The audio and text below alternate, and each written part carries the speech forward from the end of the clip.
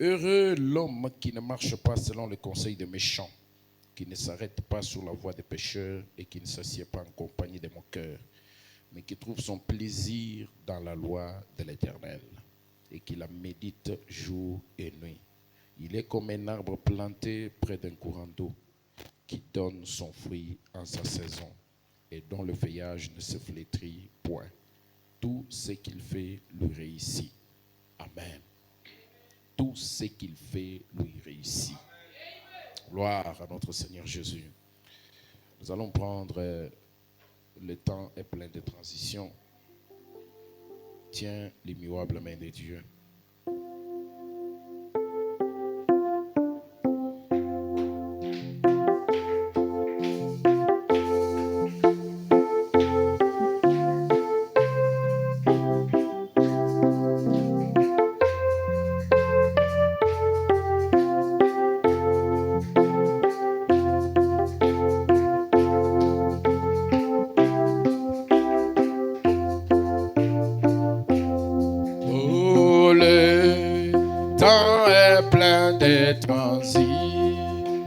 Transition, alléluia, rien sur terre n'est immuable.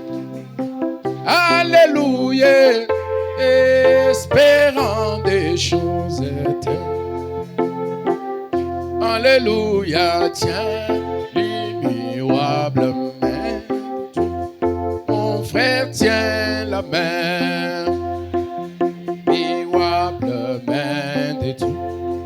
Oh oui, tiens la main, tiens l'immuable. Alléluia, espère. Alléluia, merci Seigneur.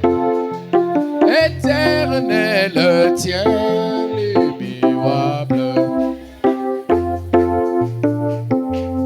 Oh, crois en Dieu qui ne t'abandonne.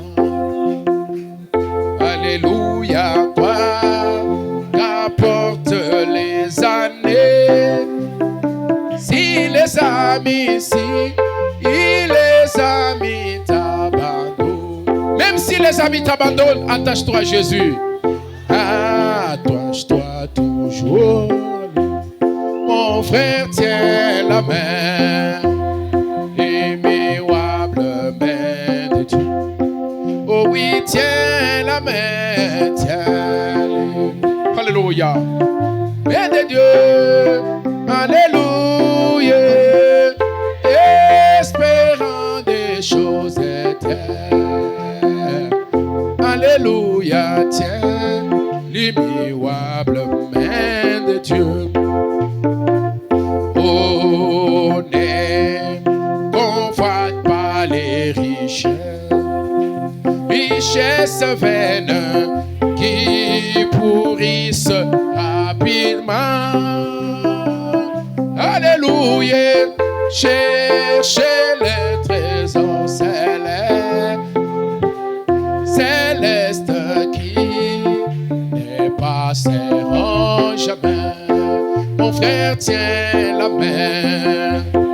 Alléluia, alléluia, alléluia, alléluia. Merci Seigneur Jésus. Oh oui, tiens la main, l'immuable main de Dieu. Alléluia, espérant des choses éternelles. Éternel, tiens l'immuable main de Dieu. Quand s'achèvera ton voyage, alléluia, si tu es fidèle à Dieu, ton âme ravie dans la voie, alléluia, trouvera une belle demeure. Oh oui, tiens la main. Oh oui, tiens la main. Oh, merci Jésus. Alléluia, espérant des choses éternelles. l'immuable main de Dieu. Ces vieux mondes ne peut m'éluer. Oh, je m'anime. N'importe quand. Alléluia, parce que je me suis consacré. Et moi, et je porte mon âme. Oh, ces vieux mondes, ces vieux mondes ne peut m'élier. Je m'anierai n'importe quand, parce que je suis consacré, et j'ai porté mon habit des noms. C'est mon des péchés, c'est vieux monde ne peut m'élier. Je m'anierai n'importe quand, parce que je me suis consacré.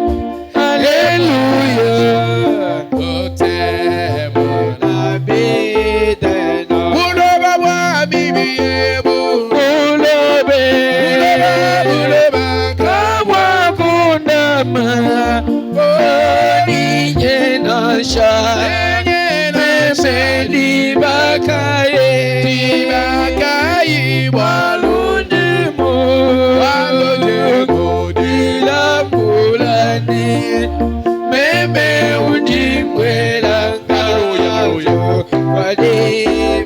Un beau matin, quand cette vie est finie, je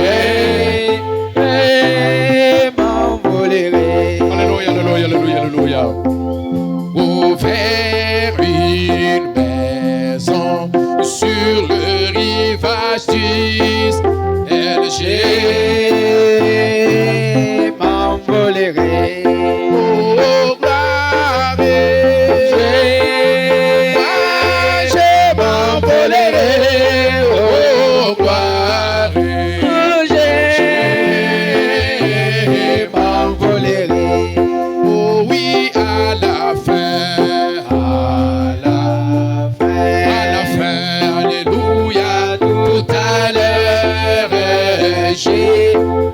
Merci Seigneur Jésus. Alléluia. Merci Jésus. Oh, quand les ombres de cette vie disparaissent, je m'envolerai. Amen. Oh, comme un oiseau s'échappe d'une prison,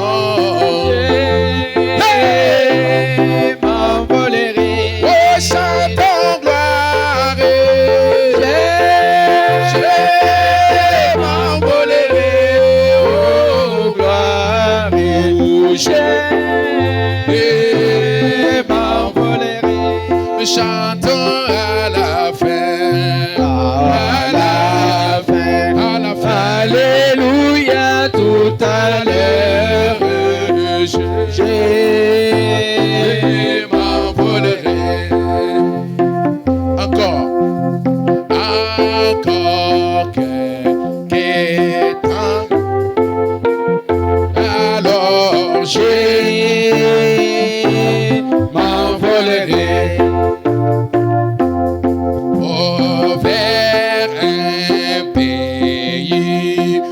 La joie demeure, je m'envolerai. Oh, chantons gloire, je m'envolerai. Oh, gloire, je m'envolerai. Chantons à la fin, à la fin. Tout à l'heure, oh, je m'envolerai. chantons gloire. Je m'envolerai au gloire. Oh, Je m'envolerai. nous chantons à la fin. La fin. À la fin. Alléluia, tout à l'heure. Je m'envolerai. Acclamez pour la gloire de notre Seigneur.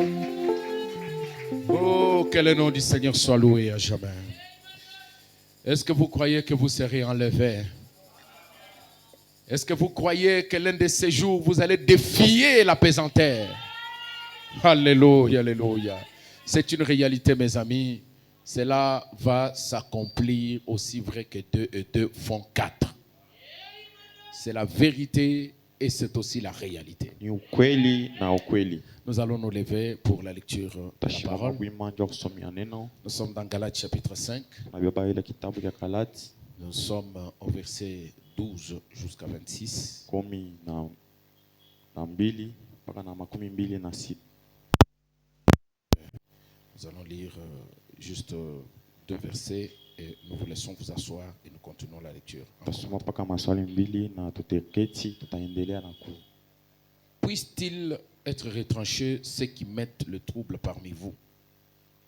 Frères, vous avez été appelés à la liberté, seulement ne faites pas de cette liberté un prétexte de vivre selon la chair. Mais rendez-vous par la charité, serviteurs les uns des autres. Amen. Que Dieu bénisse la lecture de sa parole. Nous allons continuer toujours dans l'optique de l'amour. Tutaendelea mpaka mwile wazo ya mapendo. Je voudrais vraiment que ce moment ou cette période d'anniversaire Miripenda sema hiyo wakati ya karamu puisse être pour nous un temps de dévotion très intense devant Dieu. ikwa wakati yenye tutakuwa muwepo wa Mungu wakati yote. Avant de commencer, j'aimerais vous donner la vision. Mbele ya kwanza minapenda nimupacha onyo. Je veux que nous puissions nous rapprocher davantage de notre Seigneur. Minapenda tukaribia kabisa mbele ya Bwana. Si nous l'aimions d'une certaine manière, Kama tunampenda mnamuna moya hivi, que nous puissions l'aimer plus que ça. tumupende kupita hapa. Si nous les servions d'une certaine manière, Kama tunaanza kumtumikia mnamuna moya hivi, que nous puissions intensifier notre manière de le servir. hapa tunapaswa tena kumtumikia kabisa. Si nous étions proches de lui à quelques mètres, Kama tulikuwa karibu naye kwa hatua moya hivi, que nous nous rapprochons tellement de lui jusqu'à ce que lui et nous devenions un. tupima kukaribia naye pamoja, njo sisi naye tukua pamoja, tukua mtu moja. C'est ça le souci de mon cœur. Njo yenye nia ya moyo wangu. Pour que ces moments ne soient pas des moments habituels, Vile hii wakati shikwa wakati ya zoezi, mais que cela puisse marquer quelque chose à partir duquel vous allez dire dès ces moments-là, lakini ili ipate kukupatia kintu kenye utaanza kukumbuka sema tangu ile wakati, depuis le 11e anniversaire, tangu ya ile karamu ya 11 à telle date, tel matin, mwile tarehe na ile busubuhi, quelque chose s'est passé dans ma vie. kintu fulani kinapita maisha yangu, Tout a changé complètement. kintu kimoja kinabadilika maisha yangu. Amen. Amina. Alors, je vais continuer avec la lecture. Nitaendelea na somo. Je n'ai pas donné le texte là-bas. Nishikupachile mwanjiko kule. Je continue à partir du verset 14 maintenant. Mimi naendelea na 14.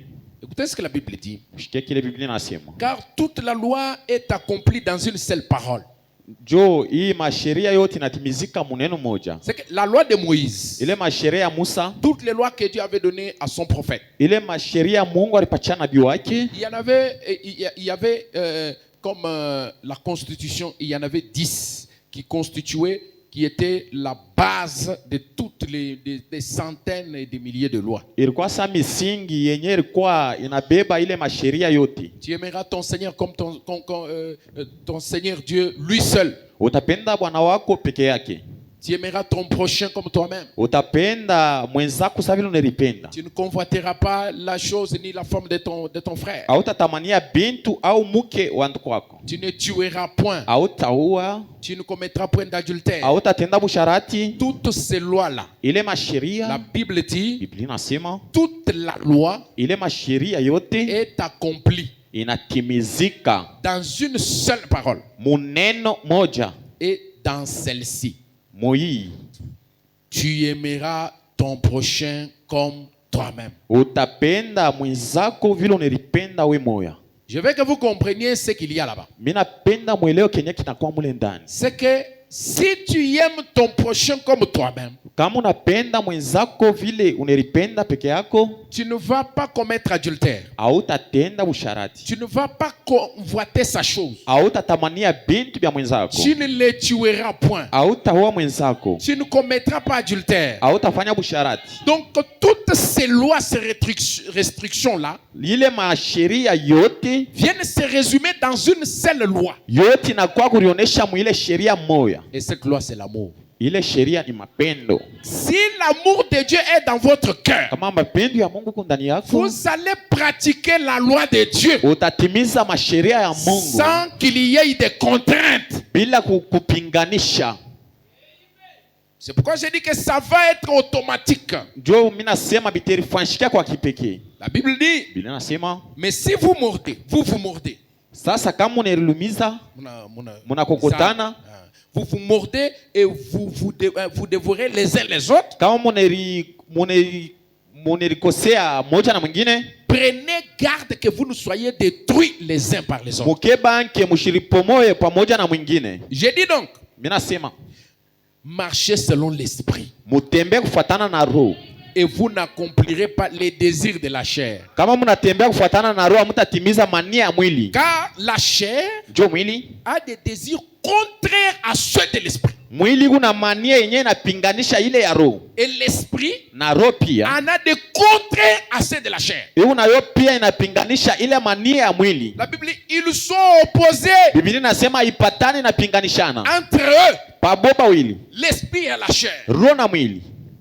La chair peut aller à l'encontre de l'esprit. Mwili itezi kwenda nyume ya roho, L'esprit aussi va à l'encontre de la chair. roho pia itezi kwenda inapinganisha mwili. La chair a ses désirs. Mwili iko na mania, La chair veut convoiter. ni mwili inapenda kutamania, La chair veut commettre adultère. mwili inapenda kutenda busharati, La chair veut voler. mwili inapenda kuiba, La chair veut trahir. mwili inapenda kukosea, Mais l'esprit veut aimer. lakini roho inapenda kupenda. L'esprit est patient. Roho inavumilia, L'esprit est doux. roho iko na uvumilivu, L'esprit est gentil. ile roho iko na buzuri, Ça va à l'opposé l'un de l'autre. lakini iko napinganishana moja kwa mwingine. Et la Bible dit, Na Biblia inasema afin que vous ne fassiez point ce que vous voudriez. njo mshifanye bila mwe mnapenda.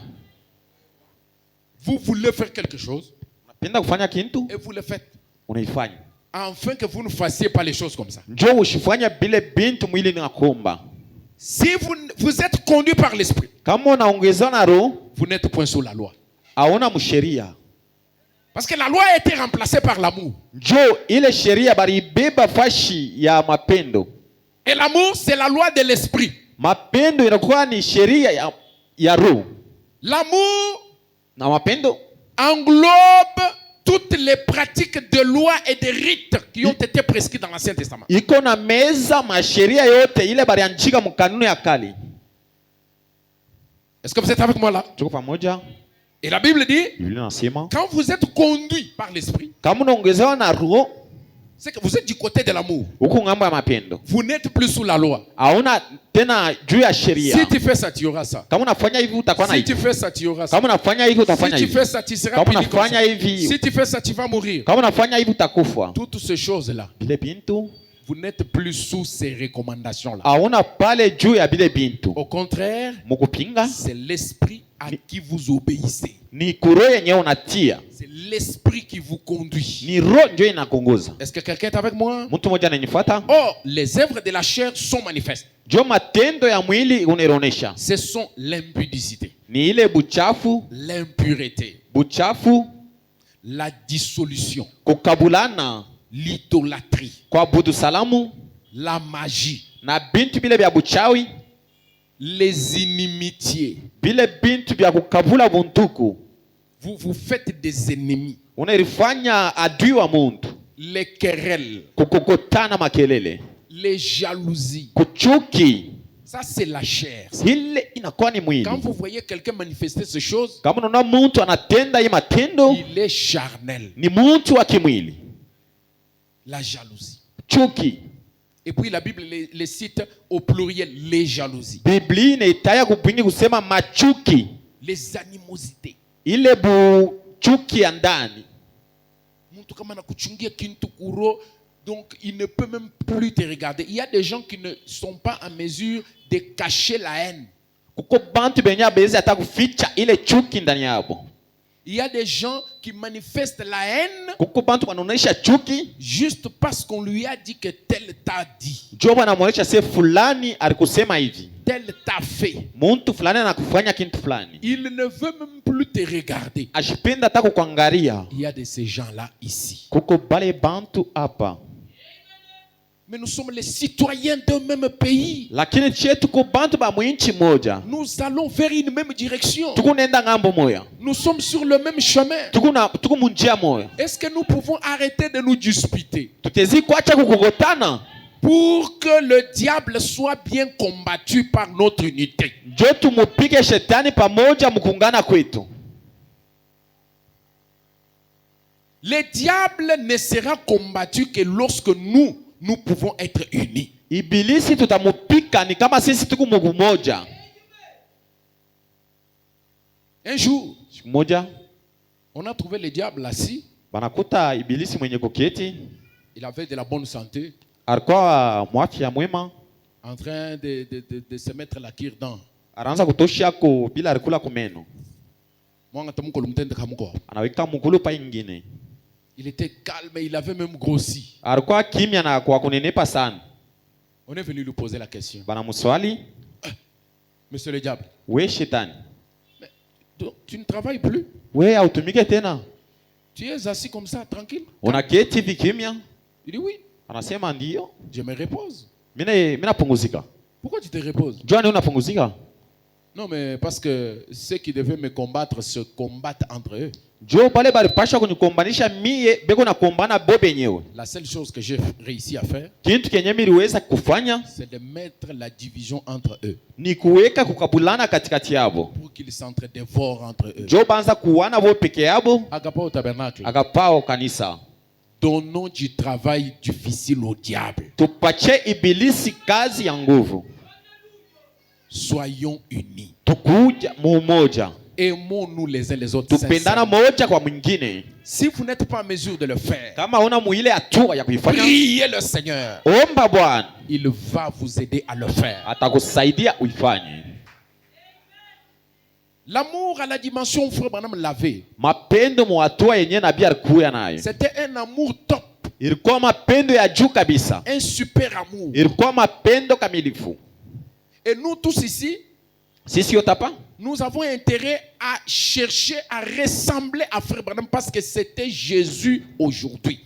tunapasha kufanana na ndugu Branham, njoo ilikuwa ni Yesu leo. Si Jésus a vécu à Galilée, Kama Yesu kule aliishi ku Galilei, nous avons lu au sujet de lui. tunasoma kupitia mambo yake. Mais aujourd'hui, le même Jésus qui avait vécu là-bas Leo ule Mungu Yesu mwenye aliishi kule et a vécu aujourd'hui dans cet âge. anaishi tena leo mwikizazi. Il a manifesté l'amour. Il n'y avait rien que l'amour. Anaonesha mapendo, hakukuwa kintu kingine paka mapendo. Il a visité les deux endroits, les deux destinations. Arenda kutembelea mafashi mbili. Il est allé en enfer. Anaenda Mungereza, Il est allé au ciel. anaenda kumbingo. Et il est venu nous dire Na anakuwa kutonesha la seule chose qui règne et qui entrera de l'autre côté, kintu kimoja kinatawala na Hallelujah. kitengia ngambo ya pili ce n'est que l'amour divin. ni paka mapendo ya Mungu. Et l'amour authentique. Na ile mapendo kamilifu, L'amour agapao. mapendo ya merci, kimungu. Seigneur. Asante Alléluia. Bwana. Alléluia, alléluia, alléluia, alléluia. Amen. Amina.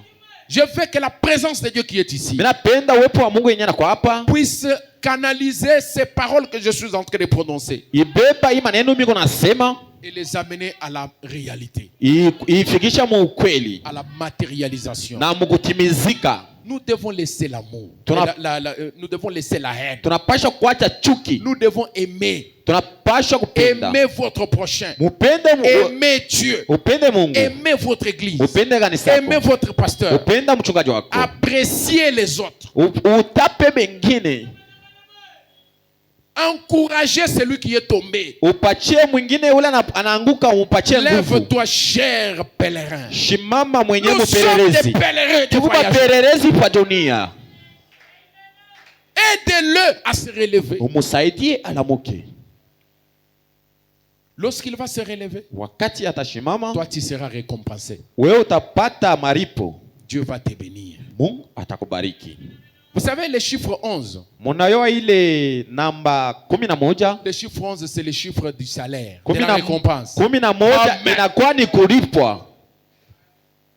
C'était les ouvriers de la 11e heure Ilikuwa ni bantu bakutumika basaa ya 11 qui ont été payés du même salaire que les ouvriers de la première heure. benye balipata malipo pamoja na bale balifanya kazi mwakati ya kwanza. Et ceux de la première heure ont commencé à dire, Na bale ba kwanza wanaanza kusema, mais ceux-ci viennent à peine d'entrer dans le travail. hapa ndio banafika pa sasa mukaji. Comment tu les payes du même salaire que nous Na muna kani balipa ile malipo pamoja qui na avons sisi. travaillé depuis le matin? Shetu natumika kuanzia busubuhi. Il dit, mes amis, Anasema wantuku, qu'ai-je à faire avec vous? mimi nafanya nini na mwei? Je vous avais promis ce que je vous ai donné là. Miri mulaka ile bei mimi mupachia. Ceux-ci sont entrés, je les ai promis le même salaire. Na hapa baringia nyuma miri balaka paka ile malipo moja moja. Alléluia. Amina. En réalité, Mukweli le salaire que nous obtenons au temps de la fin, ile malipo tuko napata wakati ya mwisho, il est tellement au-delà des efforts que nous avons à conjuguer. lakini juu ya ile manguvu tunapasha kupeleka. Parce que les Paul et les autres ont travaillé dur. Jo bengine balitumika kabisa. Ils ont fait les pieds. Balifanya la mikulu. Il n'y avait pas d'avion. Akukuwa hata mandeki. Ils ont traversé des mers Balitambuka mamaji à l'aide de pirogues, na mabutumbo. dans des secousses et des tempêtes difficiles. Mukutimizika na mapepo mazuruba kubwa. Ils ont fait les pieds. Balifanya bya mikulu. Ils ont marché à dos d'âne. Balitembea mu mateso. Des kilomètres et des kilomètres. Muile mafashi masafari Pour mrefu. prêcher cet évangile. Jwa kuhubiri habari njema. Ils ont risqué leur vie. Baliweka maisha yabo mufashi alufu. Pendant toutes ces années. Miaka yote. Les autres pendant l'âge sombre, l'âge des ténèbres. Bengine wakati ya giza. Ils ont été égorgés. Balibakata bichwa. Les femmes, on les a éventrées, on a fait sortir les enfants. Wanamuke walibapasula banatosha batoto On a ndani. jeté cela au port. Bane batupa kumaji. On les mettait dans des cirques. Banaanza kubaweka mwile mabyombo. Et il y avait des radiateurs, des gladiateurs qui venaient et les tuaient comme ça. Un homme qui très costaud là, il vient, il saisit l'autre homme, il le déchire. Kulikuwa bantu wa nguvu benye balikuwa banapasula bantu bengine. Et des spectacles qui se faisaient dans des cirques. Na bile bintu binaanza kutimizika mwile wakati. Et dans des arènes. Mwile mafashi. Oh mes amis. Wanduku. Et pendant qu'on faisait toutes ces choses là, Wakati banaanza kufanya bile bintu. les gens riaient comme ça. Bantu banaanza kucheka. Les autres ont été fusillés. Bantu banaanza kubapika mabunduki. On les a jetés des flèches en plein cœur. Banaanza kubapika mishale mu mioyo. Ils sont morts Balikufa. par milliers, Ba mingi kabisa. par millions. Ba mingi Ils kabisa. ont supporté des choses que nous n'avons pas supportées. Balivumilia bile bintu shia tuvumilie. Mais nous, quand nous arrivons Wakati shia tunafika. dans l'âge de l'aigle, Mwi wakati ya tai. nous avons les ailes de l'aigle. Tuko na ile mabawa ya tai. Et l'aigle, Tai il se confie dans ses ailes. eko na tumaini mabawa yake. C'est-à-dire la confiance Anasema na tumaini qu'avant que les dangers n'arrivent, mbele ya kintu kibaki mufikie je serai déjà parti. yatakuwa ashakuluka. C'est pourquoi Ndio kwa maana l'épouse du Seigneur Jésus-Christ du temps de la fin bibi harusi wa Yesu Kristo wakati ne wa mwisho passera pas par la tribulation. ashitapita mwile wakati ya nguvu. Dieu ne permettra pas que les choses qui sont arrivées aux gens dans l'âge des ténèbres puissent nous arriver, nous. Mungu ashitaruhusu bintu bilifikia bantu ba kizazi kiangiza bitufikie shie. Dieu, Mungu avant que la tribulation ne commence, wakati ile mateso Frère yangu Branham dit, nabii anasema Dieu donnera à l'épouse Mungu atapatia bibi harusi les ailes de l'aigle. mabawa ya Et tai elle sera déjà partie. atakuwa ashakuluka. Frère Branham parle de la bombe atomique. Nabii anasema kwa ile bombe atomiki Il dit avant que la bombe atomique qui va détruire les États-Unis ne tombe, mbele ya ile bombe yenye tapasuka ndio kuwa ile Amerika, l'épouse sera déjà partie. bibi harusi atakuwa ashakwenda. Alléluia. Amina. Nous ne verrons pas ces choses. Shei hatutaona bile Nous ne bintu. vivrons pas ça. Shei hatutebiona. C'est pourquoi quand nous voyons le mouvement de monde, des grandes puissances du monde en train de s'agiter, de bouger, Kwa maana tunaona ile mainchi kubwa inatimizika. nous sentons dans nos cœurs la vraie épouse du Seigneur Jésus sent une pression dans son cœur. Bibi wa harusi wa Mungu anashikia mkazo ndani ya moyo. Et cette pression-là, c'est l'amour. Na ile mkazo inakuwa ni mapendo. Frère Branham dit, Na ndugu Branham anasema avant mbele que l'épouse ne soit enlevée, mbele ya bibi wa harusi aende kumbingu elle sera unie. atakuwa mmoja. Il dit, c'est sûr. Il dit, aussi vrai que 2 et 2 font 4. Mmoja mpaka vile banasema 2 na 2 inafanya 4. L'épouse du Seigneur Jésus-Christ sera une. Bibi wa Bwana Yesu Kristo atakuwa mmoja. C'est pourquoi Frère Branham a prêché un sermon intitulé l'unité d'un seul Dieu dans une seule église. Jo kwa maana nabii anahubiri ile mahubiri anasema umoja ya Mungu moja mkanisa moja. Pourquoi? Jua nini? La Confédération mondiale des églises se rassemble. Ile kukusani kwa makanisa baterichanga Et ils vont former un bloc batafanya nkunji pour combattre la vraie vigne. njoo kukombanisha ile vinyo ya kweli. Et au moment où ils se rassembleront Wakati batachangana pour provoquer la pression, njoo kuchokoza ile mkazo. l'épouse va faire disparaître de manière naturelle toutes ces divergences. Bibi wa harusi atapotesha bile binti vyote vya kukutana. Lorsqu'il y a une guerre dans un village Wakati kuko vita mugini kamoja ou dans un pays, par exemple, comme on chassait les gens, l'homophobie ou la congolophobie en Afrique du Sud là. wakati baranza kufukuza bakongole kule kwa Afrika du Sud, On les tuait comme ça. baranza On kubaua les tuait banebaua en Afrique du Sud. kule kwa Afrika du Sud. Et les Congolais qui sont là-bas, Bale bakongomani biko kule tous ne sont pas des Quinois. bote abana bakinwa, Tous ne sont pas des Louchois. bote abana balushwa, Tous ne sont pas de l'Équateur. bote abana bangambo wa Equateur, Ils sont mélangés. bote banachangana. Il y a celui qui vient de l'Équateur. Kugula natoka Il y a celui qui Equateur, vient de wala Kinshasa. natoka Il y a Kinshasa, celui qui vient de l'Est. wala natoka West, Il y a celui qui vient de Lubumbashi. wala natoka Il Lubumbashi, y a celui qui vient je ne sais pas d'où. mwingine anatoka shiwa wapi. Toutes ces personnes-là, Bale bantu bote lorsqu'on commence la pression, wakati banaanza mukazi, c'est la pression contre les Congolais. ni pression mukazi yenyewe na kwa Même kubakongomani. si ils s'étaient querellés quand ils étaient au pays. Ataka banakokotana wakati balikuwa mwinchi, Même si entre les deux peuples ou les deux tribus, les gens ne s'entendent pas. ataka Jamais. ile matribi mbili haipatane. Mes amis, Banduku ils vont s'unir. batakusani batakuwa Que vous le umoja. vouliez ou pas, ils seront un. Hata kama upende batakuwa umoja. Toi, Congolais, We Kongole, moi aussi, mimi Congolais. na mimi Kongole. Embrassons-nous. On ne va Tukumbatiane. pas se demander. Abataulizana sema Tu es quel Congolais? wewe kwa wapi? Non. Abatasema vile. Parce qu'on est en train de tuer l'écho. Jobeko na uwa bakongomani. On ne laisse pas celui-ci parce que lui, il est quinois. Abatacha winjwa anakuwa kinwa. On ne laisse pas celui-ci parce que lui, il est de l'Équateur. Abatacha winjwa C'est tous les Congolais qui sont combattus. Iba Kongole bote ndio banakomani. Et je vous annonce, Jo mine monesha. l'épouse de Jésus-Christ Bibi harusi wa Yesu sera combattue. Et batakombanishiwa. toutes les divergences que nous avons aujourd'hui Na ile mavita tuko na leo vont disparaître. itapotea. Oh, Jésus est venu. Mimi Yesu Oh, ashakuya. Jésus n'est pas venu. Yesu ashikuye. Oh, les tonnerres sont révélés. Oh les tonnerres minguruma sont pas inafunguliwa, révélés. haifunguliwi. Oh, et tout ça. Hivi na hivi. Toutes ces divergences vont disparaître Vile- naturellement. Vitu vyote vitapotea kwa kipekee. Nous allons seulement avoir une seule identification. Tutakuwa na utambulisho moja. Tu crois le message de Frère Branham? Unaamini mjumbe wa ndugu Moi Branham? aussi, je suis croyant Na du mimi message. naamini mjumbe. Nous sommes l'épouse. Shetu bibi harusi. Embrassons-nous. Tupokeleane. Alléluia. Amina. L'amour Mapendo va s'incarner de manière naturelle dans les gens. itaingia kwa kipekee. La pression, Ile mukazo c'est comme le feu. inakuwa sa moto. Quand vous mettez le feu, Wakati unaweka moto, vous prenez la poêle, unaweka kiungu, mpano, et vous mettez sur le feu, unaweka pa moto, vous mettez de l'huile, unaweka mafuta, et puis vous mettez l'eau. unaweka na maji. L'eau et l'huile ne se mélangent pas. Maji na mafuta habichanganaki. Quand vous prenez l'eau et l'huile, Kama unabeba maji na vous allez mafuta, voir que l'huile va se cramponner dans un coin comme ça.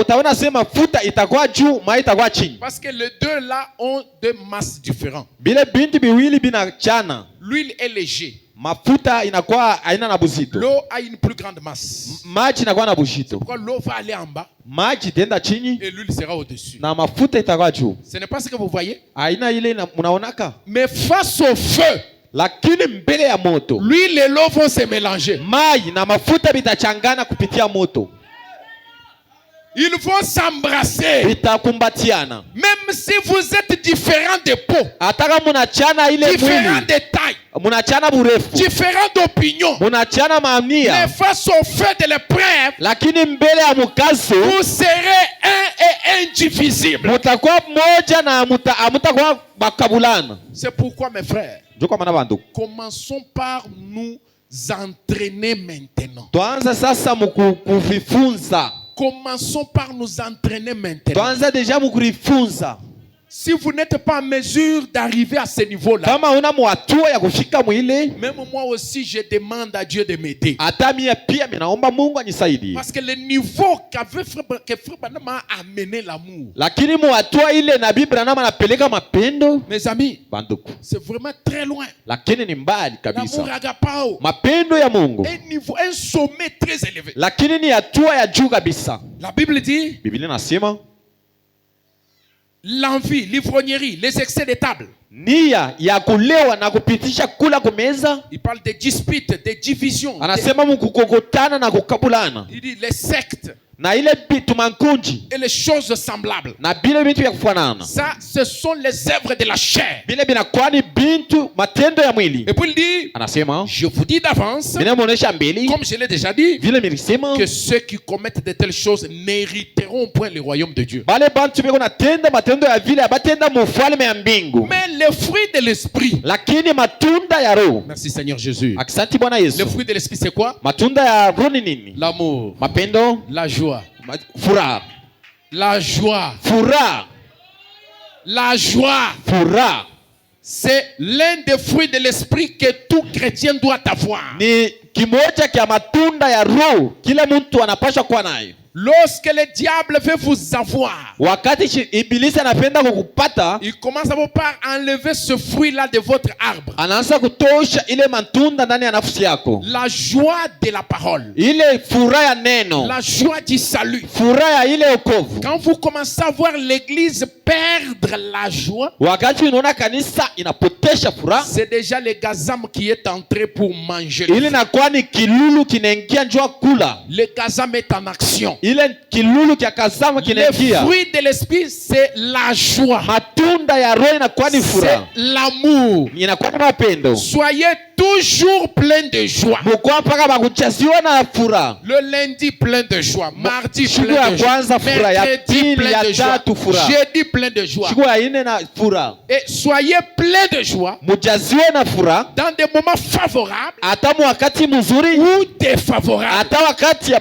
mateso. Il y a des gens qui vous disent, Kuko bengine wanakonesha, non, je n'ai pas réussi à vivre cette portion de la parole parce que j'étais malade. mishi kuishi hii kipande kia neno njoo milikuwa na gonjwa, Parce que j'avais une faiblesse. njoo milikuwa na udhaifu moja, Parce que j'étais fatigué. njoo milikuwa mishachoka. Ça, ce sont des moments défavorables. Ile ni wakati ya mateso. Vous n'aimez pas Dieu Hautapenda Mungu quand vous êtes dans des moments favorables. kama kuna wakati ya mafuraha. Là, ce n'est pas l'authentique amour. Ile haina mapendo ya kweli, Mais l'authentique amour, lakini mapendo ya kweli c'est ce que Frère Branham nous a dit le dimanche. ile nabii anatuonesha siku ya inga. Il dit, je l'aime parce que je l'aime. Mina mupenda Kristo, ndio mina mupenda. Mais vous l'aimez pourquoi? Unamupenda jua nini? Pour quel intérêt? Jua nini eterekani? Je ne sais pas. Mishiyue. Mais lui, qu'est-ce qu'il avait trouvé en moi pour m'aimer le premier? Lakini ye alipata nini ndani yangu ndio kunipenda mbele? Je l'aime parce que je l'aime. Mina mupenda ndio nampenda. Vous ne servez pas Dieu quand vous êtes en bon état. Autumikie Mungu pale umania mzuri. Vous ne servez pas le Seigneur seulement quand vous êtes dans de bonnes conditions. Autumikie Mungu wakati byote binaendeka mzuri. Quand on vous a payé une bonne paye au travail, Kama nakulipa mzuri kukaji, là vous allez voir quelqu'un, il est dans la joie. pale muntu yuko na furaha. À l'église, Mukanisa c'est vraiment, il demeure. yuko na sema anaishi ndani yangu. Il est dans la joie. Yuko na furaha. Ça, c'est une joie de courte durée. Tuleni tumafurata wakati mfupi. Une joie du parvis extérieur. Tule tumafura twa nje tu. Dès que les nuages se mettent entre le soleil et lui, Wakati wingo itashimama juu yake, directement il devient aussi maussade. na pala nakuwa baridi kabisa. Mais quelqu'un qui a la joie, Lakini mwenye anakuwa na furaha, même quand il souffre, hata kama yuko nateswa, quelqu'un qui a la joie, mwenye anakuwa na furaha, même quand il a des peines, hata kama yuko na quelqu'un deni, qui a la joie, mwenye anakuwa na furaha, même quand tout ne va pas bien, hata kama kintu il akendeke, est toujours dans la joie. lakini ekupaka na furaha. La parole de Dieu, on la pratique dans toutes les conditions. Sauti ya Mungu tunaitimiza wakati yote. Jésus, on l'aime dans toutes les Yesu conditions. tunamupenda mu wakati yote. On sert Jésus dans toutes les conditions. Tunatumikia Yesu mu hatua yote wakati Et yote. d'ailleurs, la preuve que vous aimez réellement Jésus d'un authentique amour, Yenye inaonesha sasa unapenda Kristo kwa mapendo ya kweli, c'est lorsque les choses vont mal. ni wakati bintu abitembee mzuri. C'est pendant ce moment-là qu'on va voir si vous l'aimez réellement. Ndio pale tutaona sema kama unapenda Yesu. Pas cet amour hypocrite là. Aina ile mapendo ya sura mbili. Je ne suis pas venu à l'église Mishi kwa mkanisa, parce que j'ai eu une cope. ndio mimi kuna kazi fulani ya kufanya. Non. Hapana. Je suis venu en retard à l'église Mimi nakuwa nyuma mkanisa, parce que les visiteurs sont venus à la maison. ndio mimi nilikuwa na bageni kwangu. Non. Hapana. Ça non plus, ce n'est pas une raison. Ile aina shabaha ya kulofa. Jésus ne va pas vous justifier pour ça. Yesu ashitakupatia, Il ne va pas vous justifier pour ça. ashitechika kusema njoo ile. Il ne va pas vous donner raison pour ça. Ashitakupatia sheria kwa ile.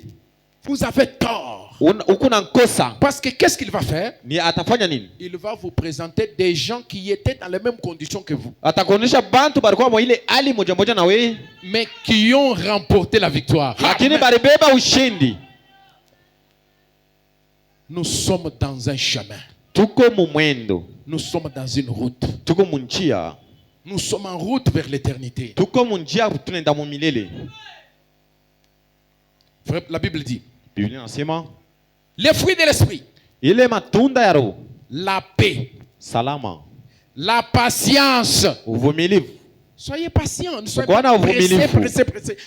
Ne cherchez pas à faire les choses à l'immédiat. Tout n'est pas censé se faire à l'immédiat. Usipime kufanya bintu kwa pale kwa rafla. Bintu vyote abifasha kufanyika kwa mbio. Même Frère Branham, il a fait des prières qu'il faisait Hata nabii alikuwa na maombi anaanza kufanya où il était obligé d'attendre pendant 3 ans pour recevoir la réponse. yenye alipasha kuvumilia Même Frère kuchunga. Branham, Alipasha kuchunga miaka 3 ndio le itimizike. modèle de notre âge, Yenye mfano ya kizazi. le sycomore de notre temps, Yenye muti ya wakati yetu. la gerbe agitée de notre Muti âge. yenye kutikizika wakati yetu. Alléluia. Amina. Celui-là, Mwenye ule il avait aussi des prières qu'il devait attendre. alikuwa na maombi yenye anaanza kuchunga. Soyez patient. Mkuwa na uvumilivu. C'est ça le fruit de l'esprit. Ndio yenye matunda ya Roho. Soyez patient avec Dieu. Mkuwa na uvumilivu mbele ya Mungu. Soyez patient avec les autres aussi. Mkuwa na uvumilivu mbele ya bengine. Quelqu'un a ta dette, Muntu mwenye anakuwa na deni yako, supporte lui d'abord. Encore, umuvumilie encore un peu de temps. hata wakati kiloko. Ne cherchez pas à aller lui mettre les nkucha dans les yeux. Ushende na kumubamba kumukazia. Et tout le monde commence à crier. Hey, yeah, Na bantu wote wanaanza kulalamika. hey, yeah, quoi taille? Oh bantu bien aimé, bien aimé. Soyez patient. Mkuwa na uvumilivu. Soyez pas. Patient. La patience, Uvumilivu c'est l'un des fruits de l'esprit. lakini inakuwa ni mmoja wa tunda ya Roho. Si les gazam commencent à ronger ça, Kama kilulu kinaanza kula uvumilivu, c'est que votre arbre est en train de diminuer. muchi yako ine na kuisha. L'arbre épouse. Ile muchi ya bibi harusi. Mais nous ne sommes pas dans cette âge-là. Hatuna mukile kizazi. Nous sommes dans l'âge de la restauration. Tuko wakati ya Il faut kurudishwa. qu'il y ait une puissance croissante Binapasha kuwa na ile uwezo ya et non kulamusha. pas une puissance décroissante. Haina ile uwezo ya kushusha chini. Notre vitesse doit être croissante Mbio yetu inapasha kuongezeka kwenda et juu. non décroissante. Haina ya kurudia nyuma. Nous devons nous améliorer Tunapasha kwenda mbele. et non pas nous empirer. Haina kurudia nyuma. Nous devons nous poser la question. Tunapasha kuliswali. Tu dois te poser la question. Unapasha kuliswali. Depuis que j'écris le message Tangu miramini mujumbe jusqu'à aujourd'hui. na leo. Depuis d'ailleurs cette année. Kuanzia tu Depuis que cette année a commencé. hii mwanzo ya mwaka. Est-ce que je me suis amélioré Minenda mbele mu bya Mungu ou je me suis empiré? au minenda unzambi kabisa? Est-ce que je me suis amélioré? Miye mirendelea. Prenez la Bible, allez chez vous à la maison. Je vous donne le devoir. Allez lire dans Galates 5, là où nous sommes en train de lire. Mwende musome ile kitabu kya Galati.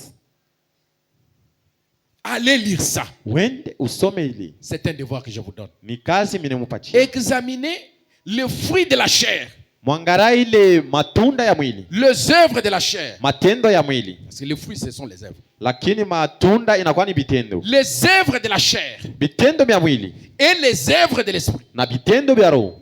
Comparez entre ces choses. Mulinganishe bile bintu biwili. Quel est votre penchant?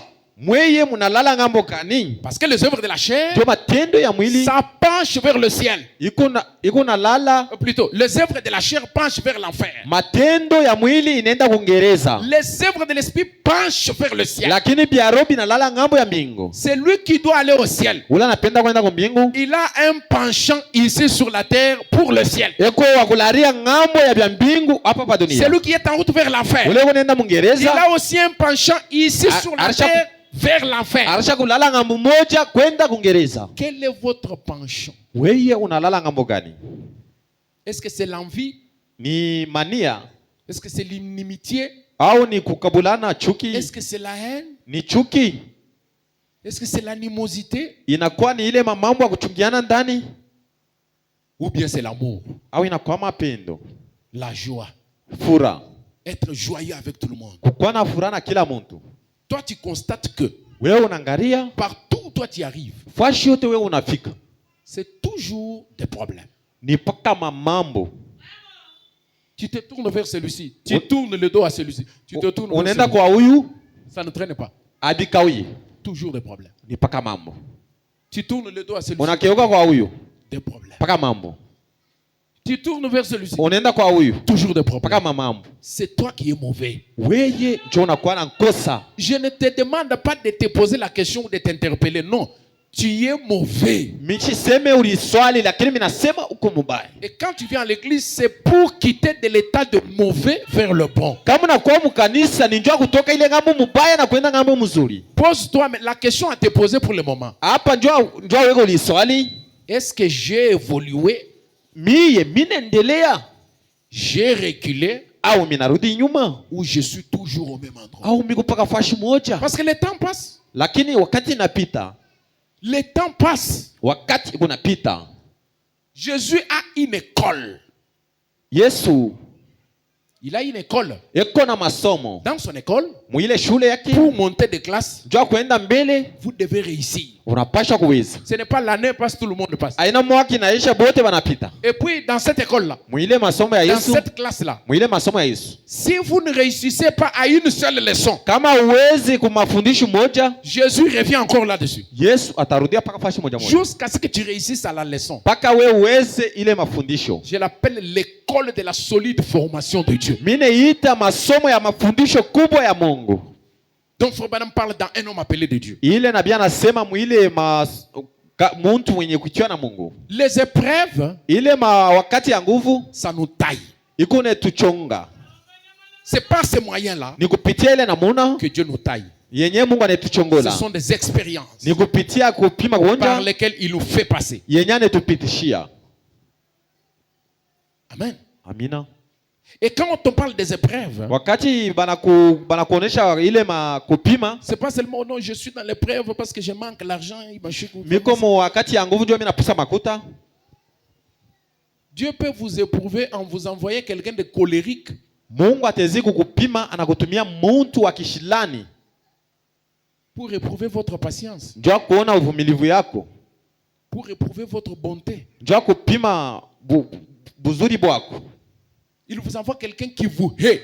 Anakutumia muntu mwenyewe anakuchukia. Vous apprenez même qu'il est en train de vouloir vous empoisonner. Unashikia si ule muntu anapenda hata kuwekea sumu kufe. Pour voir comment vous allez vous comporter. Ndio aone namna utatenda. Oh, nous allons vraiment exploiter ce thème de la bonne manière. Tutaingia mwiki shina mnamna mzuri. La bonté, Buzuri, la bénignité, ile buzuri la fidélité. na kutumaini. C'est pas aujourd'hui tu es fidèle à Dieu. Ana leo kuna tumaini kwa Mungu.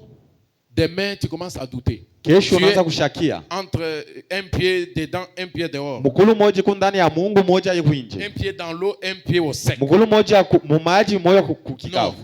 Un chrétien, Mwaminifu il reste fidèle jusqu'à la fin. anapasha kubakia bwima na kumwisho, Fidèle jusqu'à la mort. wakutii na kumwisho, Fidèle wakutii na jusqu'à la kumwisho. mort. Fidèle jusqu'à la mort. Je serai fidèle jusqu'à la mort.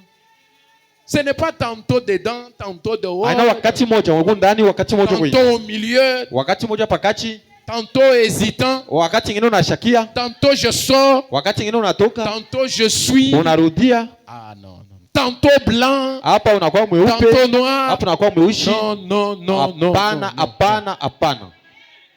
Soyez fidèles. Ukwa mutii na kumwisho. Parce que la couronne ne sera donnée qu'à celui qui va tenir jusqu'à la fin. Njo taji itapewa kwa ule anatia na kumwisho. Vous savez, quelqu'un peut avoir déjà couru une longue distance. Mtu mwingine atezea anatembea mwendo mrefu, Il arrive déjà à quelques mètres du but. anafika tu karibu na kuweza, Il se fatigue, il relâche. anachoka na anaachilia Et il manque le but. na anaacha ile kifuguzio.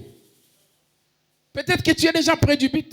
Njoo karibu na kifuguzio pengine. Ne relâche pas. Ushache. Frère Branham a dit, Na bien nasema, le vainqueur ne relâche pas. mshindaji ashachake. Alléluia. Amen. Ce ne sont que des lâches qui relâchent. Ni paka bazaifu njoo banachaka. Si vous relâchez, vous êtes un lâche. Kama unaacha unakuwa Les mzaifu. lâches relâchent. Bazaifu Mais banachaka. le vainqueur ne lâche pas. Mshindaji Le ashachake. vainqueur continue à tenir. Mshindaji anaendelea na Que kubamba. les tempêtes soufflent. Hata zuruba ipike. Que les peines viennent. Hata mateso ikuye. Je continue à saisir. Mimi naendelea mkushika. Je tiens la corde Ninashika jusqu'à la fin. mpaka na mwisho. C'est le temps de l'entraînement, mes amis. Ni wakati ya kulifunza wa ndugu. La tempérance, Kule kuvumilia. la douceur. Ile uvumilivu. Lorsque quelqu'un vous parle avec colère, Kama mtu anakusemezea na kishilani, comment vous lui répondez? namuna kani utamjibu? Comment vous réagissez? Namuna kani unatenda? La loi n'est pas contre ces choses. Masheria haipinganisha ile bintu. Ceux qui sont à Jésus ont crucifié la chair avec ses passions Bantu bala banakuwa ndani ya Kristo balitoa bintu mwili kwa vyote et ses désirs. na mania yote, La chair a des pesanteurs, lakini mwili una mania, les querelles, les animosités, la makelele, haine, chuki. toutes ces choses elles sont des pesanteurs. Vile bintu vyote ni vyenye vinavuta vinakokota Ça, chini. parce que cette chair elle est faite de la terre. Njo hii mwili banaifanya na bulongo, Et la terre a une force qu'on appelle G, na ile bulongo iko na uwezo inaitiwa G, la gravité. uwezo ya kuvuta. La force G vous attire. Ile uwezo ya kukokota Et vous inakuvuta. devez combattre. Munapasha kupikana, Vous devez vous battre. munapasha Nous kukumbana. sommes dans une bataille. Tuko mu vita, La bataille pour atteindre l'amour. vita njo ya kufika mu La mapendo, bataille pour devenir patient. mapendo njo ya kupata Alléluia. uvumilivu, La bataille pour être bon. vita njo ya kuwa La mzuri, bataille pour être fidèle. vita njo ya kuwa na tumaini, La bataille pour être tempérant. vita njo ya kuwa na uvumilivu. Vous remportez la victoire Unabeba ushindi et vous êtes un candidat pour le ciel. na unakuwa moja wa kwenda kumbingu. Ceux qui sont à Jésus ont crucifié Bale balikuwa ndani ya Yesu balitoa la chair. mwili, Crucifié. mwili yenyewe On inatolewa, met la main à côté, lakini mkono nga mwingine, la main de ce côté, mkono ingine nga mwingine, les pieds fixés. mikulu yenye kupikiwa Vous ne misumari, pouvez même pas bouger. hautatenka. C'est crucifié, c'est attaché, c'est lié. Barisha kuifunga, La chair est liée. mwili inafungiwa, Elle veut vous pousser à voler. haitaenda kusukuma kuiba. Ah, ouais, Rose, toka uende kuiba. Mon cœur sort, va voler. Comme tu veux aller voler. Vile wewe moyo unapenda kuiba, Va voler. toka uibe Mais moi, urudie. Mie Je ne volerai pas. mishitenda kuiba, Je ne mentirai pas. mishitalanda. Ils ont crucifié. Banatoa ile mania Et la chair souffre. na mwili inateseka. La chair doit souffrir Mwili inapasha kuteseka pour développer l'homme intérieur. jua kutumika mtu wa ndani. Frère Branham a dit, Na pia nasema l'homme intérieur, mtu wa ndani pour qu'il grandisse, njo akomee, vous devez infliger à cette histoire, cet homme extérieur, de sacrifices et de peines difficiles. Munapasha kupatia ule mtu wa ndani kujitolea na mateso ya nguvu. Parce que vous êtes double. Njoo muko mara mbili. Le vrai vous, c'est celui qui est à l'intérieur. Wa kweli wewe ni ule uko ndani yako. Na bien nasema, personne n'a jamais vu William Branham. Hakuna hata mtu mmoja ashakuonaka na Bibi Branham. Ça, ce n'est pas moi, ça c'est mon corps. Huyo ana mie inakuwa ni mwili yangu. Personne ici n'a jamais vu Pasteur Richard. Hakuna hata mtu mmoja anayua hapa mchungaji Richard. Parce que le pasteur Richard, le vrai, c'est celui qui parle là. Lakini pasteur wa kweli ni ule iko nasema.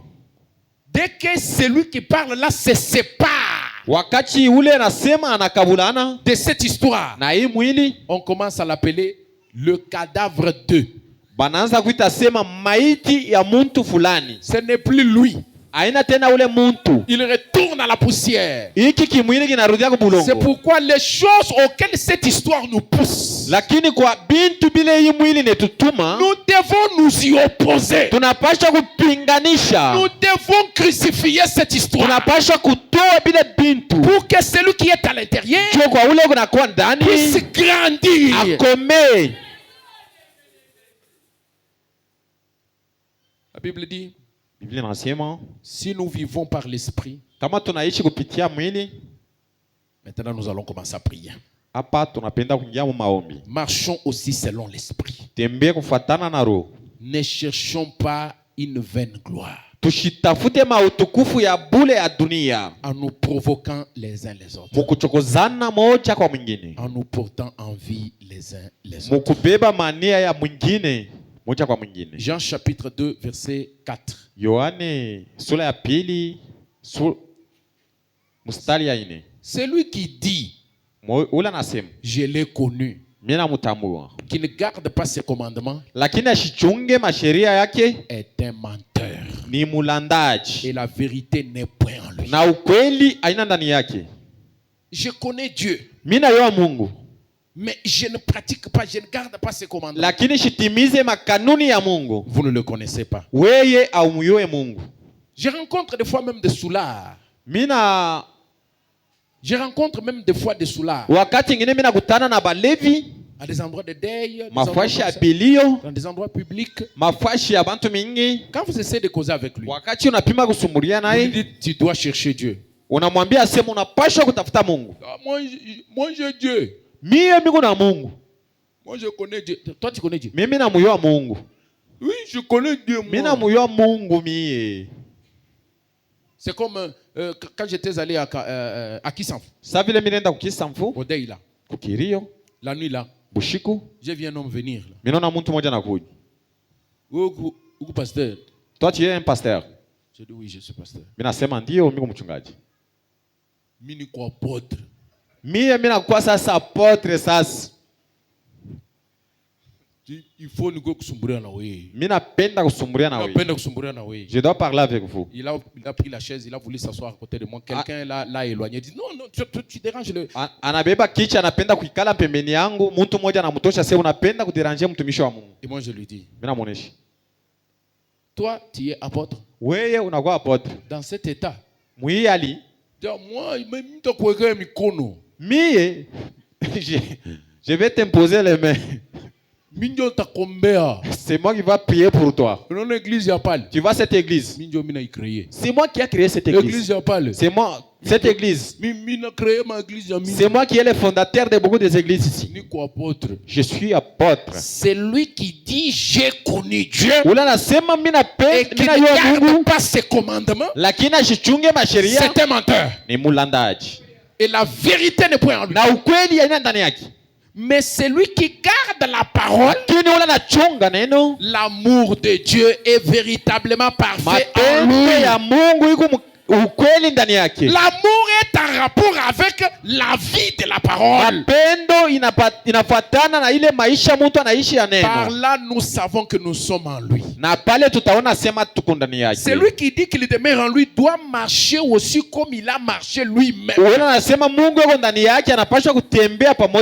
C'est pourquoi il dit, c'est lui qui m'aime. C'est lui qui veut me suivre. Qu'il prenne aussi sa croix. Et qu'il me suive. Qu'il marche comme j'ai marché. atembee vile mimi natembea, Qu'il suive le même chemin que j'ai suivi. afuate njia ile mimi nafuata, Le chemin de la crucifixion. ile njia ya mateso ya msalaba. C'est ce dont on vient de parler. Joy banapenda kutonesha, Celui qui aime son frère ule anapenda ndugu wake demeure dans la lumière. eko ndani ya nuru. Celui qui aime son frère Ule anapenda ndugu demeure yake dans la lumière. eko ndani ya nuru. Et aucune occasion de chute n'est en lui. Hakuna hata bahati ya yeye kuanguka. Mais celui qui hait son frère Ule anachukia ndugu yake est dans les ténèbres. eko mungiza, Il marche dans les ténèbres. eko natembea mungiza. Demande-toi si tu es dans la lumière Uriulize uko ou si tu es dans les ténèbres. uko munuru au uko mungiza. Moi ici, je suis dans la lumière Mie hapa miko ou je suis dans les munuru ténèbres. au miko mungiza. Être dans la lumière, Kukua munuru aimez votre frère. ni kupenda ndugu wako. Mais quand vous savez, vous sentez que il y a quelqu'un que vous ne pouvez pas supporter. Kama unashika ndani yako sema hauna na mtu mwenyewe unapaswa kukaribia. Il y a quelqu'un qui m'a dit la semaine passée ou l'autre semaine antérieure. Huku mtu ananiambia kuku juma ilipita, Je lui dis, tu ne viens plus à l'église, pourquoi? au kwa mkanisa njoo nini? Il me dit, Ananionyesha je ne viens plus à l'église chikwa mkanisa parce que tel frère me regarde mal. njoo nduku fulani nenyangaria mubaya sana. Tel frère, vraiment, c'est une habitude. Il s'est beaucoup habitué. Vraiment, Ule nduku il n'abandonne nizoezi pas son habitude là. eko nenyangaria mufaso moya mubaya sana. Je lui dis, ce frère-là, Mimi nasema ule nduku, s'il y a jamais eu des gens qui sont sincères, kama kuko bantu beko mzuri kabisa, ndio pale bantu wengine banasema, oh non, Pasteur Richard, kama unaenda kumwambia mambo ya fulani ashitaichika. Donc, c'est à cause de ça. ni kupitia ile mamambo. Non, mais je dois protéger mon frère. C'est ça la vie chrétienne. Mimi napasha kuchunga ndugu wangu, njoo maisha ya bunduku. Vous voulez que vous puissiez m'amener la haine, que je puisse aussi avaler ta haine que tu m'amènes là. Unapenda ni meze ile chuki unaniletea. Et si ce sont des soupçons, moi je suis pasteur, que j'accepte les soupçons. Sasa kama inakuwa tu vya kusema haina ukweli, mitechika tu vile vya kusema. Oh non, hii mambo mishitenda kumwambia pasteur Richard, kama unaenda kumwambia mambo ya fulani ashitichika. Ce problème, je ne peux jamais parler avec Je le ne peux pas pasteur. quand même kuichika n'importe quoi. Mimi shitechika mambo yote yote. Je suis, avant d'être pasteur, je suis d'abord un chrétien. Mbele ya mimi kwa mchungaji, mimi nakuwa Mkristo. Je suis fils de Dieu. Miko mwana wa Mungu. Je dois aussi garder le commandement de Dieu. Mimi naamini na mimi kuchunga J'ai masheria ya besoin Mungu. de marcher dans la Mimi lumière. napenda kutembea munuru. Celui qui hait son frère demeure dans les ténèbres. Ula nachukia ndugu wake eko mungiza. Il marche dans les ténèbres. Eko natembea mungiza. Il ne sait où il va parce que les ténèbres ont aveuglé ses yeux. Ashiyue kule konenda njoo ye mancho yake ayone. Que le Seigneur vous bénisse. Mungu emubariki. Prenons maintenant la position de la prière. Bebe sasa Je position ya veux qu'on maombi. ferme les portes là-bas. Ninapenda tufunge milango. Que nous puissions prier maintenant. Njoo tuombe Mungu. Sur base de ce que nous venons d'entendre. Kupitia bienye tunatoka mkushikia. Je vous ai parlé du message sans citer les brochures. Mimi msemezea kwa mjumbe bila kutaya mahubiri ya nabii. Mais tout ce que je vous ai dit ici, Vyote mimi natoka mkusema c'est inscrit dans les brochures. biko ndani ya mamianjiko. La parole de Dieu en parle. Neno la Mungu iko naisemezea. Le message de Frère Branham en parle. Mjumbe ya ndugu Branham naisemezea. Je vous ai lu la Bible. Mimi namuonesha Biblia Et la Bible elle-même, na Biblia yenyewe c'est ça l'absolu du prophète. ndio inakuwa ekemeo ya nabii. Nous allons prier le Seigneur. Tutaomba Bwana. Prions sincèrement Tuombe na waki yote par rapport à ce que nous venons d'entendre. kwa ile tunatoka Que le mkushikia. Saint-Esprit fasse le travail de dispatching. Na ile Roho Mtakatifu Lui-même. ifanye kazi ya kukabula hii neno. Que ces quelques paroles qui sont sorties Hii derrière cette maneno chanson kilo kinatoka busubuhi puissent faire un travail intense dans le cœur de chacun. itumike kazi kubwa ndani ya moyo ya kila mtu. Priez pour votre frère. Ombea ndugu yako, Priez pour vous-même. ombea njuu yako, Priez pour le pasteur. ombea njuu ya mchungaji, Priez pour les huissiers. ombea njuu ya Priez pour bashemashi, les administrateurs. njuu ya bashemashi Ne bote. restez pas là à critiquer pour dire Ushibakie kushimanga mkusema oh non, mouille église amuna mapendo. dans cette église il n'y a pas l'amour. Qui doit aimer? C'est toi là. Nani atapenda? Wenjo unapasha kupenda. Dans cette église, on ne fait pas ça. Qui va faire à ta place? C'est toi qui dois le faire. Quand tu parles de cette manière-là, tu laisses la porte ouverte au diable. Le diable va accéder facilement au trône. Or, c'est vous qui devez protéger le trône. C'est vous qui devez faire la sécurité du trône. Les cercles dans les cercles du cercle. Vous vous souvenez de ce thème-là? Les cercles dans les cercles du cercle. Voilà, donc nous devons constituer les cercles qui doit protéger un cercle qui est à l'intérieur du cercle. Kwikalabu Yesu kundi muswe mumoyo wanye. Alleluia kwikalabu kundi muswe mumoyo wanyeyo. Uchena muswa kwenza buyudasa wa moyo mubi. Alleluia chena.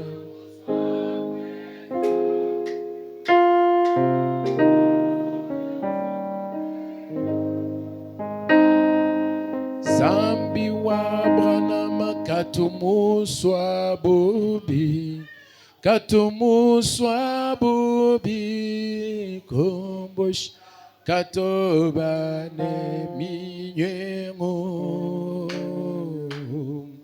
Oh, bukole bakukwatana.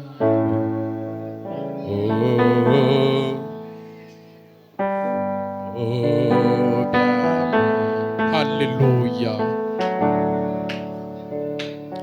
Wachendelela, oh, wachendele, oh, mkalima Yesu wangu. Yambi wanyi, wachendelela, kutumanji kukudimukato.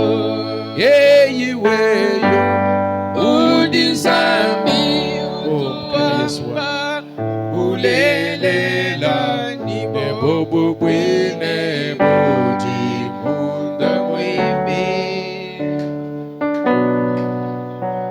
Eye nzambi wani. Oh oh, wachendelela mufuke. Zambi wani, wachendelela kutumwanji kukulimuka. Nzambi, udi zambi, utuwamba bulelela, nebubu bwine budi munda webi. Nzambi wa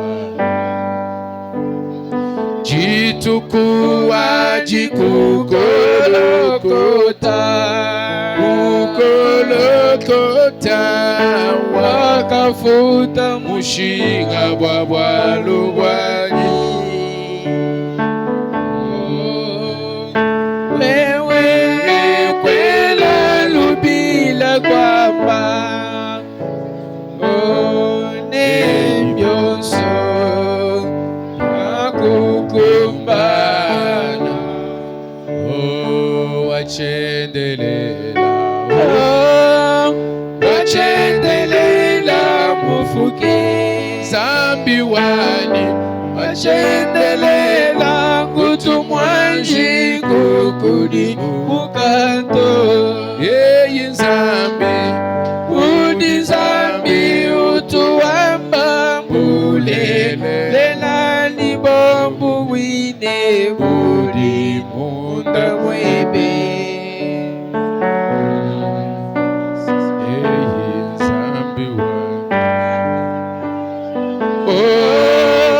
Wachendelela mufuke. Zambi wani, ufamula yandelangani yabalama yeyinzambi neyikwate bibi byamwe Haleluya. ukuna yeyitatu kumbaje eyinzambi wami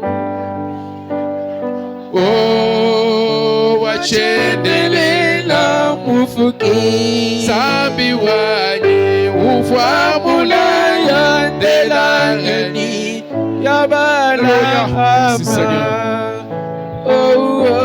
neyikwate bibi ya mwena luguna zambi swako kumbaje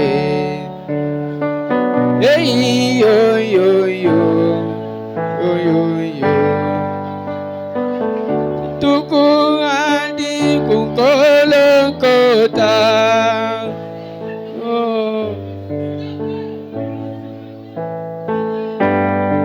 walugwani oh wewe kwela lubila kwamba one byonso ombyankukumbana wachendelela mufuke wachendelela kutumwaji kukudi mukato yoyoyo udizambi uduwamba diyidebao. Hallelujah. Hey yo yo yo yo yo yo oh chendelela mufuke uvamula yandelangani yabalapame yo yo eyikwate bibi ya mwena lukuna zambi swako kumbaje yeyi yo yo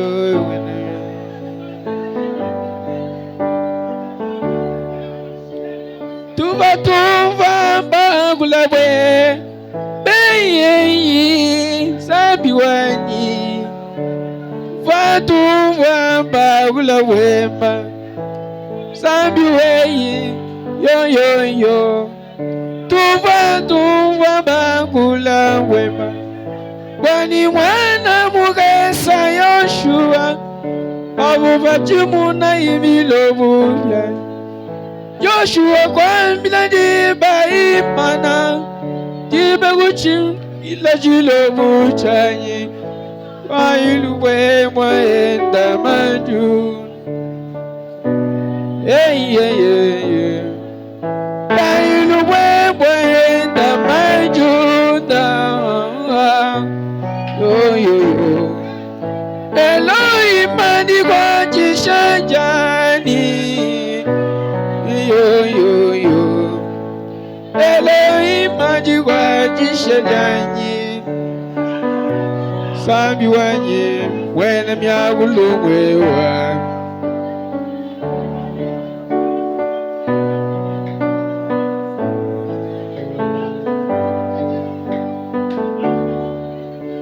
tuva bakula bwebei kwani mwana mugesa Yoshua havuraye guchimuna vilovu byanje Yoshua kwambila diba imana diba gutumigile chilovu chanye ingailuwe mwaenda majun sabi wanye yoyo wina myagulungwe watao abantu mweweyi Yesu mwana bantu mwewa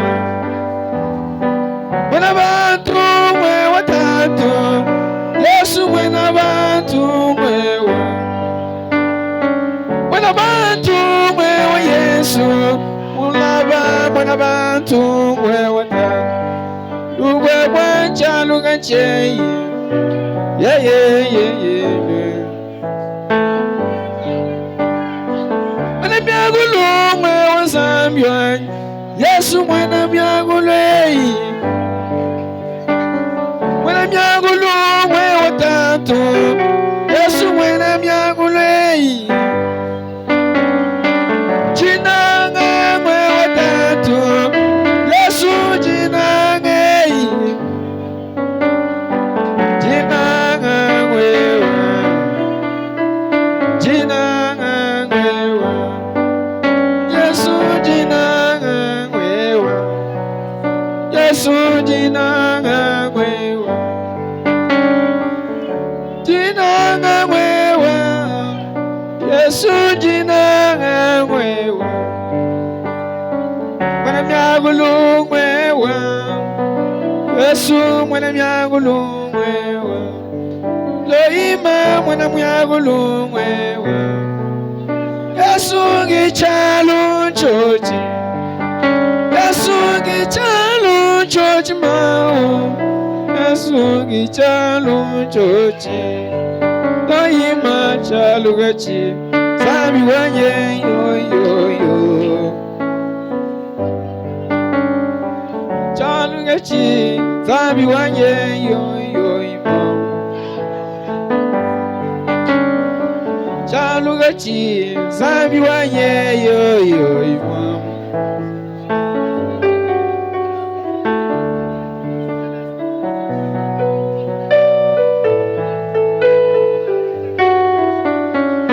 Kwangani monga kungaya Mema injindwa kulitat Kwangani monga kungaya Luwewe telesha mwadi wai Kwangani monga kungaya Yesu telesha kuimba wai Luwewe kwangani monga kungaya Yesu telesha kisambila janye Sambila mwewa Yesu mwena walu mwewa Nabantu mwewe Su mwena bantu mwewa Loima chalu gachie Sambi wanye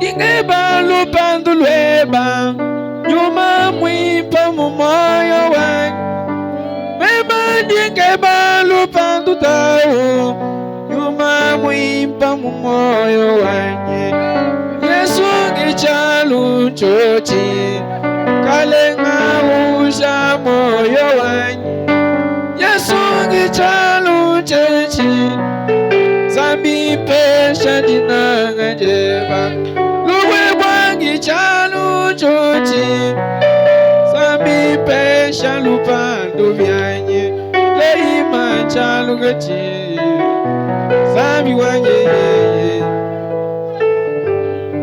Leima chalu gachi Sambi wanye Cheye jinanga mumoyo wenye Nenya mungena tau Lupando mumoyo wanye Yansabili chanana Mwana moyi mwe wadao Yesu jinanga mwewa Mwana moyi mwe wadao Yesu jinanga mwewa Kasha moyi munda mwanyi Moyo wachendelela Yesu pesha moyo munda mwanyi Lupando lochendelela Mwena miagulu mwewa Yesu mwena miagulu mwewa Mwena bantu mwewa Luwewe mwena bantu mwewa Yesu mwena moyi mwewa Luwewe mwana moi wewa, mwana moi wewa, mwana moi wewa, mwana chishi la wewa, usantu mwebata, Yesu mwana chishi la wewe, mwana chishi la wewa, chalo choche.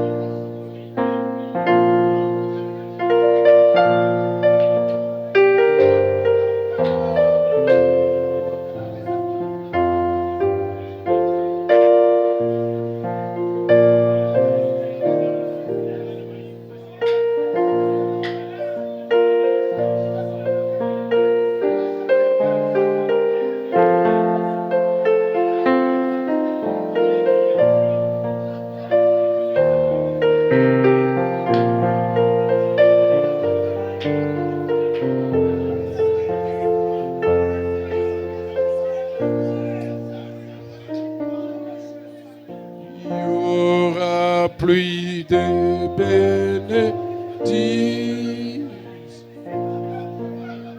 c'est la promesse d'Abraham. Les sauveurs nous enverront du ciel, les temps des rafraîchissements.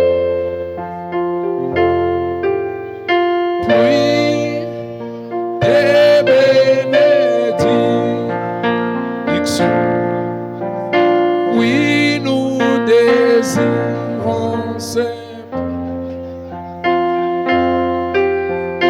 les gouttes de grâce tombent et nous réclamons.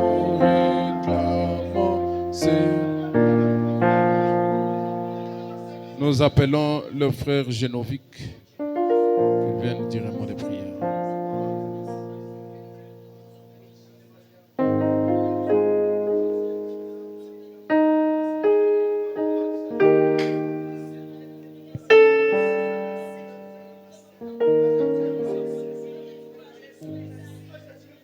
Kalenga Yesu zambi wajikunshija mudilo zambi wa ule ambaye pranamu kalenga Yesu tutukinga changanya butumbi bwa jinanga mukala mutuleja mkalenga Yesu mujinda jalelo zambi wa jinanga mutukala mutuleja bwani kakwena chikwabu chabwela mujulu ikela bumjinanga nanshi o zambi wa lusini wa jinanga tutulombo basi ikela chikoko ikela chintu chimpa chidwa kutwesha mujinda jindemu mkalenga Yesu chekala jinanga mkalenga fuma bafumu Oh nzambi wa lusuni wa dinanga tutulwa mo base chintwe chichikala bwa ku juka mutetu Seigneur Jésus Christ on te demande mais wa le frère Branham du twamla bwa se dinanga ku jabwela Seigneur Jésus Christ nzambi wa lusuni wa dinanga tutulwa mo bwa se wa du manya faiblesse on sutu bikala na imunda mo ecclesia mo Seigneur Jésus Christ ecclesia ujina genda dinanga mkalenga mfumu abamfumu tubase bwa se jine mkalenga Jésus mkalenga mfumu abamfumu jekela munda mo machietu ni munda mo esprit tu Seigneur Jésus Christ on te demande mais nzambi wa lusuni wa dinanga tangina ku Seigneur Jésus Christ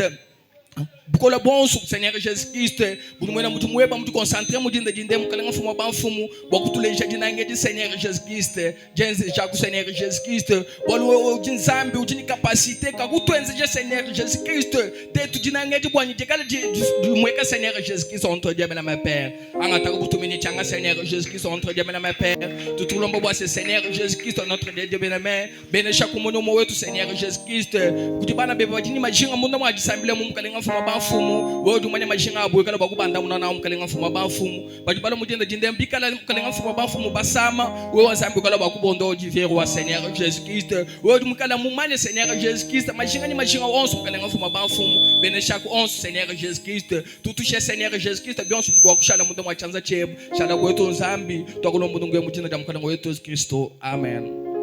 Amen. Que le Seigneur vous bénisse. On va faire passer les corbeilles pour récolter les offrandes.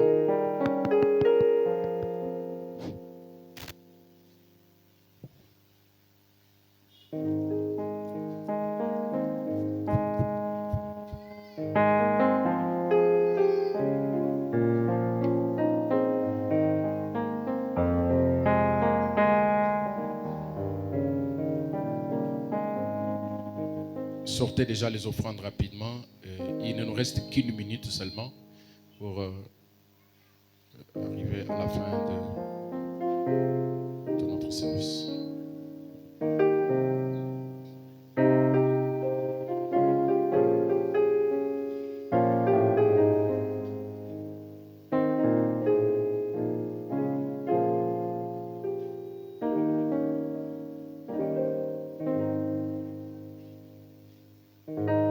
Il y en a qui étaient venus déjà ici depuis 6 heures, juste. Les huissiers m'ont dit qu'il y a des gens qui étaient déjà ici dans les 30 minutes avant. Donc déjà 6 heures, avant 30, ils étaient déjà ici en train de prier. En tout cas, félicitations, c'est une bonne chose. Mais vous n'avez pas à être félicité pour ça. Parce que c'est votre devoir envers le Seigneur. Que Dieu vous bénisse.